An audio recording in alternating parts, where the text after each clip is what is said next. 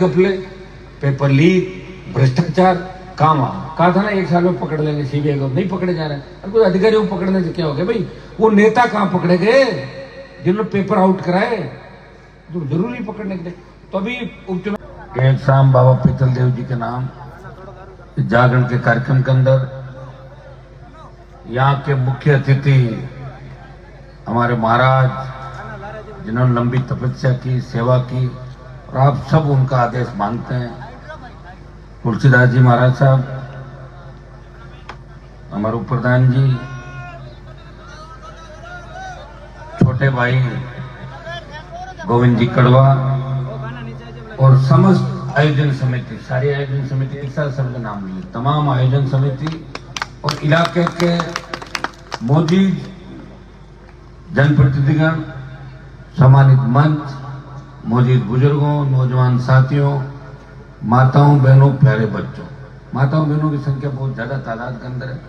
सबसे पहले तो मैं क्षमा प्रार्थी हूँ, लेट हो गया, जयपुर से सीधा आया था, और चूंकि आप लोगों ने जिद की कि आना ही पड़ेगा, जब मैं माता जी को छोड़ के आया हूँ, कल उनको वापस नागौर मुझे लेके आना है। और मुझे अच्छी तरह याद है कि आप लोग भी जिद के पक्के हो। जब लोकसभा चुनाव के अंदर में आया था, दोनों बार, पिछली बार भी भारी वोटों से आगे रखा और इस बार भी जबरदस्त तरीके से आपने मेहनत करके, मुझे पता है कितना जोर लगाया होगा यहाँ पे सामने वाली पार्टी ने, लेकिन फिर भी आपने मुझे अच्छे वोटों से, नौजवानों ने, सब लोगों ने जिता के दूसरी बार लोकसभा के अंदर भेजा। और जाहिल क्षेत्र में चुनाव जीतने के बाद शायद मेरा पहला ही कार्यक्रम होगा जाहिल के अंदर, बड़ा पंचायत मुख्यालयों का कार्यक्रम में रख नहीं पाया। इच्छा थी कि पंचायत मुख्यालय में जाकर धन्यवाद दूं, लेकिन कारण ऐसे बनते गए बीच बीच के अंदर की कार्यक्रम शुरू नहीं कर पाया। और मुझे लग रहा है कि गोराऊ से ही शुरुआत हुई है, तो गोराऊ का एक धन्यवाद लोकसभा चुनाव का। लोकसभा चुनाव में आपने मुझे वोट दिया, 2 बार दिया, और उसके लिए बहुत बहुत धन्यवाद। और हमेशा आप आशीर्वाद बना के रखेंगे निश्चित रूप से। 2 जोरदार जयकारे लगाएं। जय बोले पीतल देव जी महाराज की, तेजा जी महाराज की। सबसे पहले तो कुछ विकास के काम भी गोराऊ, वैसे सांसद जो गांव गोद लेते हैं 5 संसदीय क्षेत्र के अंदर, तो गोराऊ को मैंने, मेरे सांसद उसमें, मैंने तो क्या गोद ले रखा था, आपने मुझे गोद ले रखा था पिछली बार, लेकिन मैंने प्रयास किया कि गोराऊ के अंदर मैं काम कराऊं, कुछ सड़कें बनाऊं, कुछ एमपी कोटे का काम कराऊं। प्रयास में मेरे कमी नहीं रही। मैं काम कराते वक्त ये भी नहीं देखता कि मैं जिनको काम दे रहा हूं वो मेरे साथ रहेंगे कि नहीं रहेंगे। मैं बिना भेदभाव के हर व्यक्ति, हर पंचायत, जहाँ वोट मिले वहाँ भी, जहाँ नहीं मिले वहाँ भी, कोशिश यही करता हूँ कि हमारा नागौर अब आगे बढ़े, हमारा क्षेत्र इस देश के अंदर परचम ले रहा है, हम आगे कैसे बढ़े। क्योंकि 70 साल तक जो खड्डे खोद दिए थे पहले, उन खड्डों को भर के और नई इमारत का निर्माण हमें करना है इस राजस्थान की राजनीति के अंदर। और ये कौन करेगा? ये नौजवान करेंगे। मैं धन्यवाद दूंगा मेरे छोटे भाइयों को कि आप सब एकजुट रहें। अगर कोई सरपंचों की लड़ाई हो जाए, कोई दूसरे मामले हो जाए, तो उनको निपटा लिया करो 2 दिन बाद, सरपंचों के बाद चुनाव तक। उसके बाद सबको एक मंच में बैठ के, और समाज का और गांव का, विशेषकर दलित पिछड़े जो हमारे शेड्यूल कास्ट के भाई हैं, उनका भी ध्यान हमें रखना है। क्योंकि हमारी कौम को इसलिए लोग इस देश के अंदर मानते हैं सबसे ज्यादा कि जाट सबकी रखवाली करते हैं, अन्न उत्पादन करते हैं, और गरीबों का ध्यान भी रखते हैं, पिछड़ों का ध्यान रखते हैं, जवान के पक्के हैं। जिस तरह वीर तेजाजी महाराज अपना वचन निभाते हुए 1000 साल पहले गायों के लिए अपनी कुर्बानी दी, शहादत दी, और जब तेजाजी का नाम आता है तो निश्चित रूप से अब पूरे भारत के अंदर, हरियाणा, पंजाब, उत्तर प्रदेश, तमाम जगहों पर वीर तेजाजी महाराज के जयकारे के साथ ही हमारे लोगों के सीने चौड़े हो जाते हैं, भूल जाते हैं कि हम उस कौम से आते हैं जिस कौम से वीर तेजाजी महाराज आते हैं, जिस कौम से महाराजा सूरजमल थे, जिस कौम से सर छोटू राम थे। तो तमाम ये बातें हमें इस ओर इंगित करती। इतिहास हमें पढ़ना जरूरी है और इतिहास के अंदर जानना भी जरूरी है। हमको वैसे नहीं है, हम बहुत मजबूत है। अब धीरे धीरे गिरावट कितनी आ गई। मैं देखता हूँ बच्चे बेरोजगार से तंग आके गलत रास्ते पे जा रहे हैं, लेकिन गलत रास्ते पे कम से कम आप जाएं। मैं अपील करता हूँ बच्चों से, नशे से हमें दूर रहना। हम किसान के बेटे हैं और हमारे पास ताकत और पूंजी आपकी है। उत्तर भारत के अंदर राजस्थान, हरियाणा, पंजाब, दिल्ली के इलाके, अगर आप लोग कमजोर पड़ गए तो देश की सीमाओं की रखवाली कौन करेगा? अगर आप लोग कमजोर पड़ गए तो भारत का इतिहास आगे कौन लिखेगा, कौन इतिहास बनाएगा? इसलिए भाइयों, एक संदेश दूंगा कि नशा हमें नहीं करना। आपके नशा कम है, मैं देख रहा हूँ इधर खींवसर, लोहावट, ओसिया, उस साइड में बच्चे नए नए नशे। दूसरी बात, जो नशे के कारोबारी है वो चुनाव के अंदर आ जाते हैं, कुछ लोग उनको वोट भी डाल देते हैं, कुछ लोग कहते हैं कि भामाशा है, 21-51 रुपए लेकर उनको छापा बंधाते हैं। ये अपने को इन चीजों का भी ध्यान रखना। जो नशे के व्यापारी है, नशे के कारोबारी है, उनको एक बात आप कह दो कि आपका स्वागत हम जब भी करेंगे जब आप नशे का कारोबार छोड़ के समाज सेवा के अंदर लगोगे। जो नशे का कारोबारी है वो नशा ही करेगा। अच्छा, आप ये बताएं, लोग कहते साहब हनुमान जी, मैं काजल की कोठरी में रहते हुए कोई दाग नहीं लगा, ये जिले में कोई नहीं कह सकता कि हनुमान जी का फलां जगह काम है या धंधा चल रहा है या बिजनेस है या जमीन है। 1 इंच जमीन नहीं मेरे पास। कितनी? 1 इंच भी जमीन नहीं है। लड़ाई लड़ रहा हूं देश के प्रधानमंत्री और गृह मंत्री से, प्रदेश के मुख्यमंत्रियों से लगातार लड़ाइयां लड़ी। चाहे अब तो ये भजन लाल, ये तो क्या लड़ेगा मेरे से लड़ाई, इसकी छोड़ो। आप तो वसुंधरा राजे, अशोक गहलोत, पता नहीं कितने यहाँ पे जो थे जो इस तरह करते ये कर देंगे, वो कुछ नहीं कर पाए। और लड़ाई ऐसी लड़ी कि पूरे देश के अंदर बात चली। किसान के कर्ज माफी की लड़ाई अगर देश में शुरुआत की, वो कर्जा खाली जाट समाज का माफ नहीं होता, वो किसान कौम का माफ होता। उसमें कुमार भी था, सुथार भी था, जाट भी था, गुजर भी था, मीणा भी था, यादव भी था, राजपूत भी था, जो खेती करते हैं। उस किसान के कर्ज माफी की बात करके हुंकार नागौर से भरी। हनुमान बेनीवाल 2016 के अंदर हुंकार भरी। बाड़मेर, बीकानेर, सीकर तक पहुंचे और जयपुर पहुंचने से पहले पहले फ्री बिजली की बात जो हमने करी थी, 5 वर्ष पर वसुंधरा से फ्री बिजली और स्टेट हाईवे टोल मुक्त कराए थे। अगर टोल मुक्त की बात किसी ने करी तो नागौर के सांसद ने राष्ट्रीय लोकतांत्रिक पार्टी के घोषणा पत्र में टोल मुक्त भारत और टोल मुक्त राजस्थान की बात करी। भाइयों, कर्ज माफी की जो बात चली वो नागौर की रैली के बाद और बाड़मेर की रैली के बाद मध्य प्रदेश में किसानों ने सीने पे गोलियां खाई और कर्ज माफी के आंदोलन को देश के अंदर हवा दी। मैं आपको विश्वास दिलाता हूं, वो दिन दूर नहीं जब हिंदुस्तान की सरकार से 16 लाख करोड़ का किसानों का तमाम कर्जा माफ कराएंगे। ये मैं विश्वास आपको दिलाता हूं। आप हिम्मत रखें, धैर्य रखें, हौसला रखें।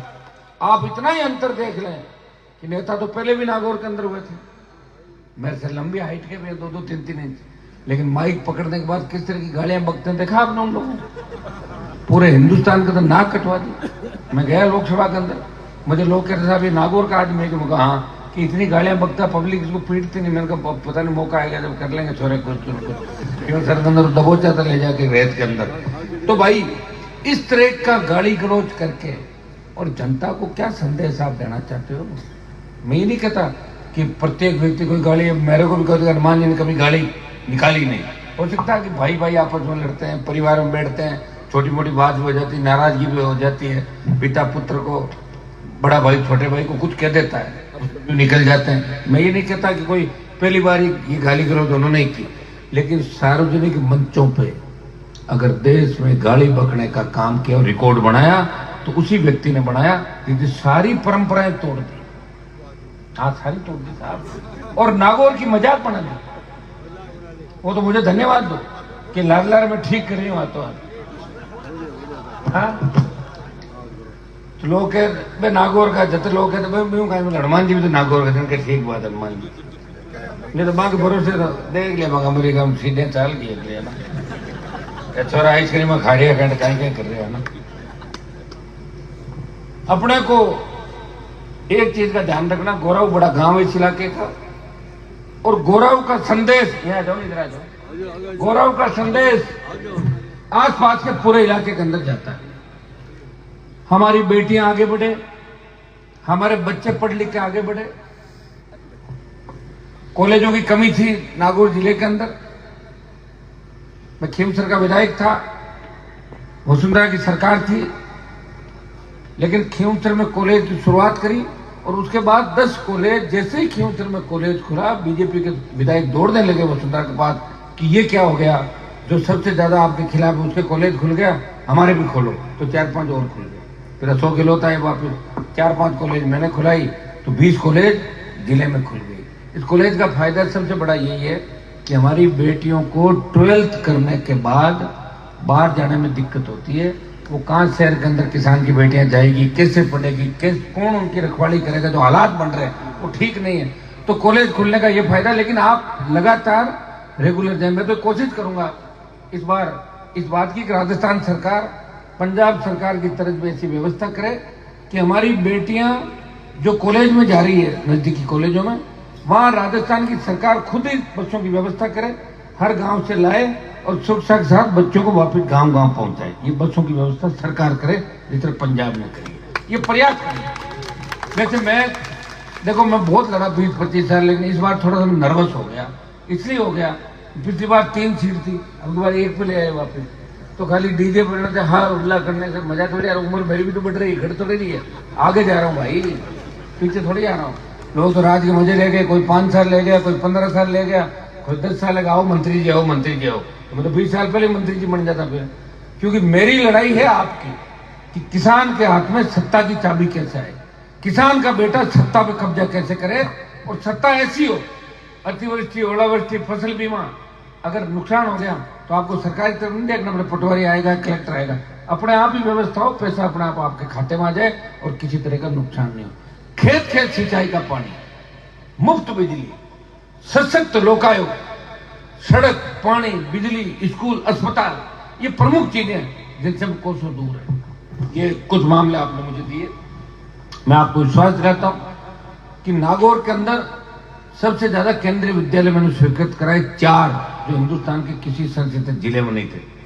रुक गए, आचार संहिता लग गई, सरकारें बदल गई, अब चारों खुल जाए, लेकिन क्यों सरकार उपचुनाव आ गया, उपचुनाव आ गया तो सरकार कैसे पैसे देगी भाई? अगर दे देंगे तो हनुमान जी के वोट बढ़ जाएंगे। ये पैसा रोकना है।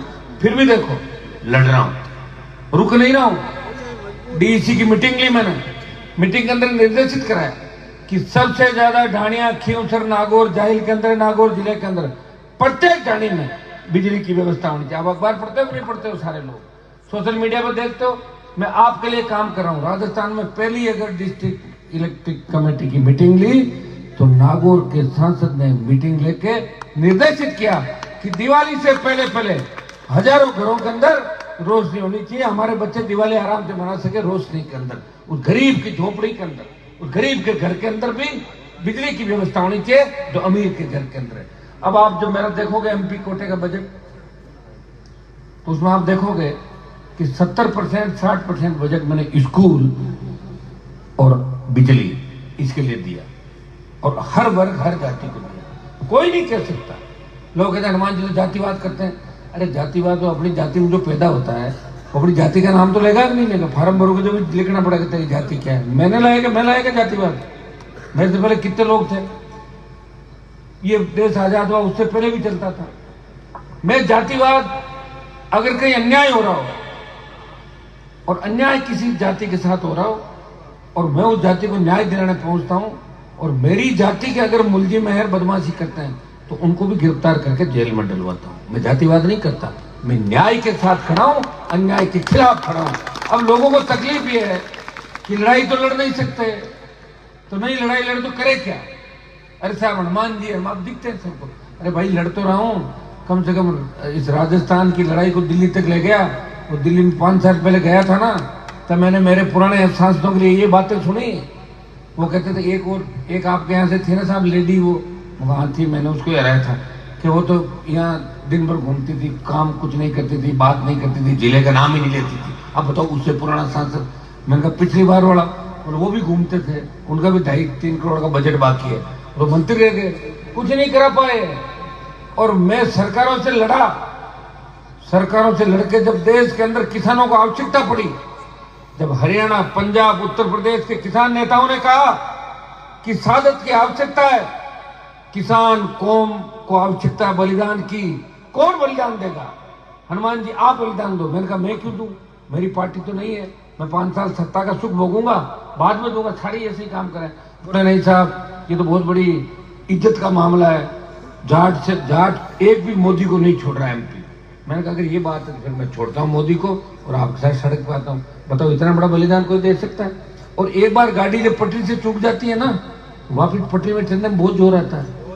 अगर मैं मंत्री बन जाता, 20 सीट ले लेता समझौते में, 18 जीत जाती और 9 मंत्री मेरे और बन जाते राजस्थान के अंदर, मैं कांग्रेस से समझौता करता, उतनी सीटें जिता देता।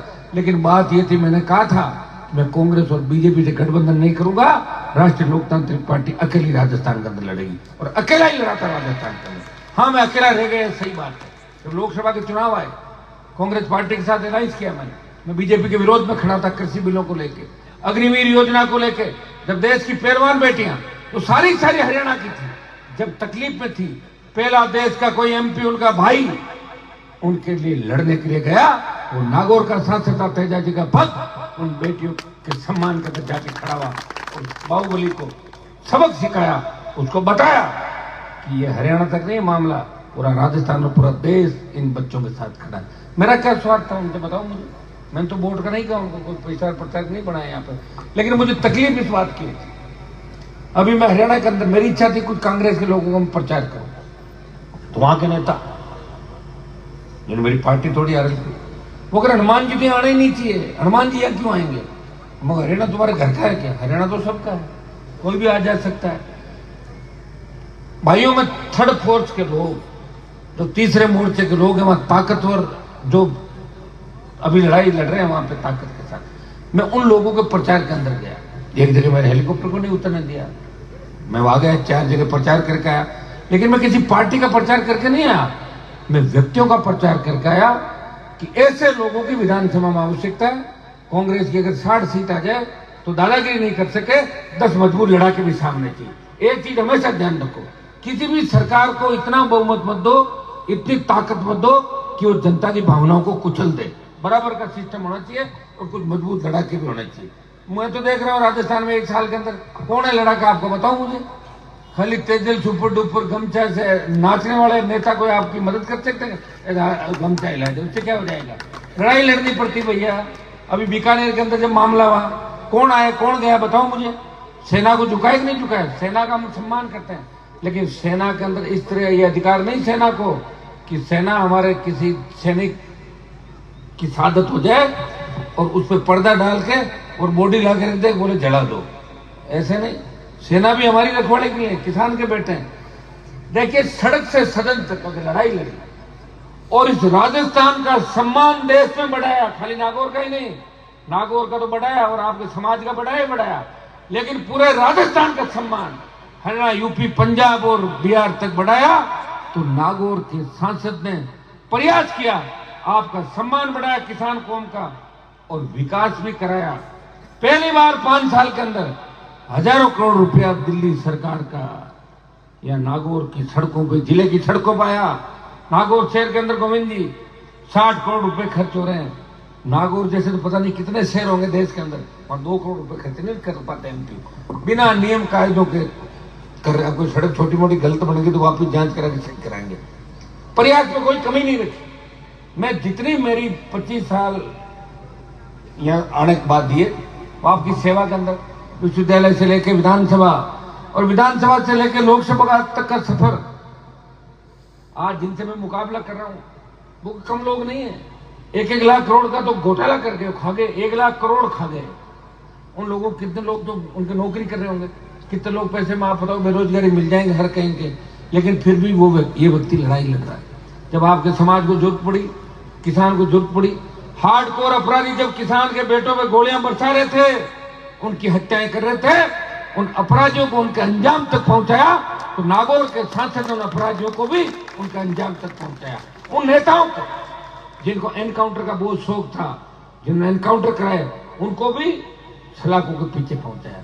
जिसके पीछे पड़ा उसको दिन में तारे दिखाए, हारा नहीं, झुका नहीं, लड़ता रहा, भूखा पैसा रह गया, लेकिन दुश्मन के साथ जाके खड़ा नहीं हुआ।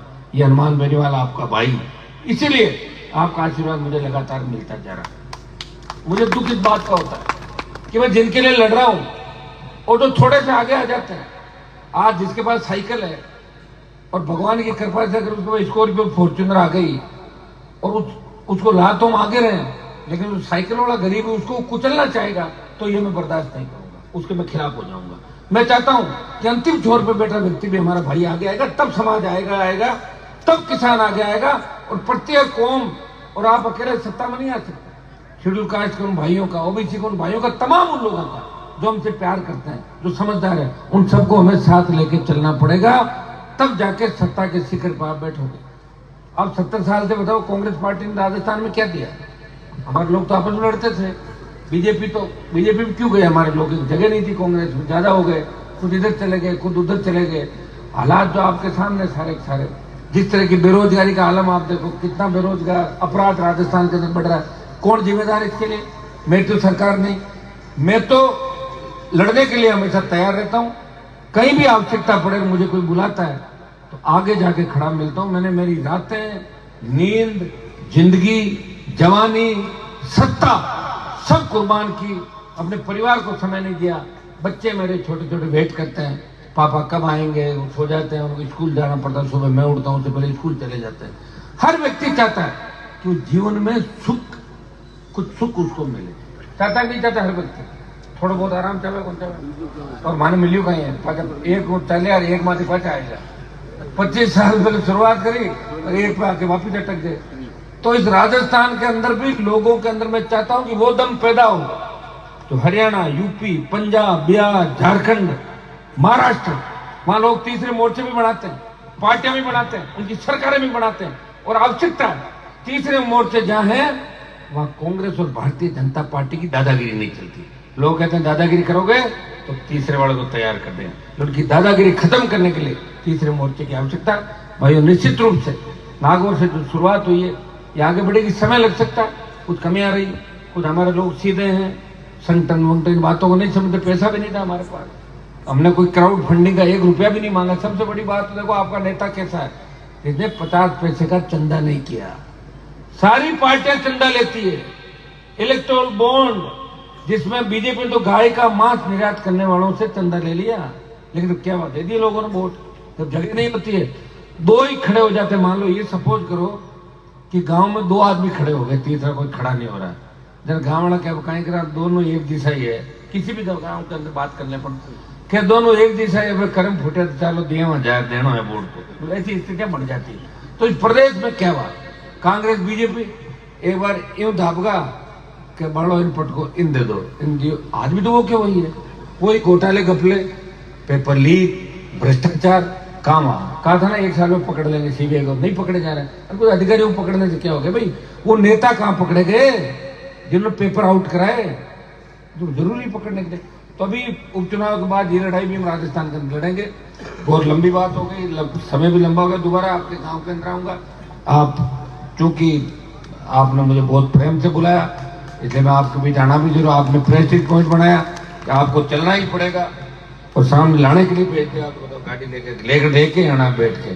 तो मैं आ गया, और आगे भी गोराव के अंदर अब जब भी कोई आवश्यकता आपको पड़ेगी, मैं कुछ घोषणाएं मैं गांव में करके जाऊंगा, तो पुरानी भी मेरी हो तो आप मुझे याद दिला देना वापिस। ये एक तो जीएसएस की मांग है, आपका जीएसएस स्वीकृत करा के इसको चालू करा देंगे, जीएसएस को गोराव के अंदर जल्दी कराएंगे आपका। दूसरा, टंकी पानी की जो बनी, इस टंकी को जल्दी जुड़वा देंगे ताकि लोगों को पीने के पानी की समस्या का समाधान हो। ये जल्दी टंकी वाला काम कराएंगे। उप स्वास्थ्य केंद्र गोराव को पीएचसी में कर्मोन्नत कराने के। देखो अभी उपचुनाव तक तो सरकार में मेरी चल नहीं रही है, कम चल रही है, लेकिन उपचुनाव के बाद फिर सरकार को हम ही चलाएंगे, आप चिंता मत करो। तो उसके बाद आपकी पीएचसी भी बना देंगे, डॉक्टर लगवा देंगे। एक आपने पशु चिकित्सालय, क्या बिल्कुल कंपाउंडर भी नहीं है क्या पशु वाला? है ही नहीं क्या हॉस्पिटल? नहीं, पशु खुलावा नहीं क्या? खुलावा नहीं है, पशु उप केंद्र। पहले पशु उप केंद्र खुलाएंगे, फिर उसको पशु चिकित्सालय करा देंगे, ठीक है। एक मूर्तियां चोरी का जो मामला, इसको मैं वापस खुलवा के नए सिरे से मैं इसकी एक बड़ी टीम राजस्थान लेवल की बना के और इसका पीछा करेंगे। मूर्ति चोरने वाले चाहे कोई भी हो, कहीं भी हो, उनको पाताल से भी निकाल लेंगे, अगर इधर तो पकड़ लेंगे। जो भी है, मूर्ति के जो चोर है अपनी भावनाओं के साथ ठहर सकेंगे। मुझे याद है 7 साल पहले आप लोगों ने मुझे भी बात करी थी कि मूर्तियां चोरी, मैंने एसपी को कहा भी था लेकिन मूर्तियां नहीं मिलना, कम से कम मंदिर की मूर्तियां नहीं मिलना। देखो पीतल देव जी महाराज तो सजा देंगे उन लोगों को जो चोर है, लेकिन हमारी भी ड्यूटी बनती है कि चोरों का खुलासा हो, कहीं और मंदिर में और नहीं डाका डाल दे, इसलिए उनको पकड़ना जरूरी है। आप चिंता नहीं करें, मैं इस मामले की आपकी बड़ी जांच कराऊंगा। मैं प्रयास करूंगा कि बड़ी से बड़ी राजस्थान की एजेंसी इस मामले की जांच करे और इस चोरी का खुलासा करेगा। हमारी बच्चों के पढ़ने के लिए नजदीकी कॉलेज कौन सा जाइए ना, या तो ठीक है। एक सड़क दे दी बहुत लंबी लिखी है आपने कहा 40 किलोमीटर कितने है,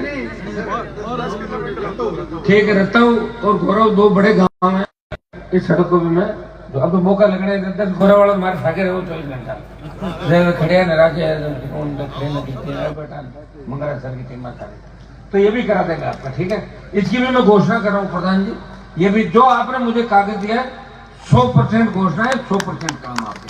देखिए मेरे काम पहले भी हो गए थे, जो मैंने कहा था वो सारे काम कराए। अब कोई आपका मुन्ना हो कहते नहीं करूँगा, बात अलग है। अच्छा तो क्यों हुए पर जगह दिया करें तो कौन की होगा ही नहीं। तो आपको बहुत बहुत धन्यवाद। अब मैं इजाजत चाहूंगा, दोबारा आपके गांव में कभी दिन का और प्रोग्राम रखेंगे। बहुत बहुत